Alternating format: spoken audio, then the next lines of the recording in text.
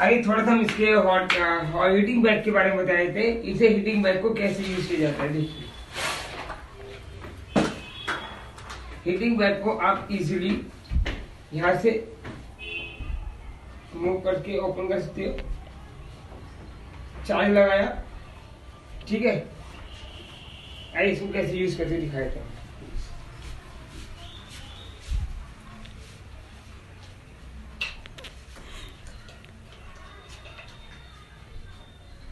देखिए ऐसे आप इजीली से चार्ज कर सकते हो, ठीक है।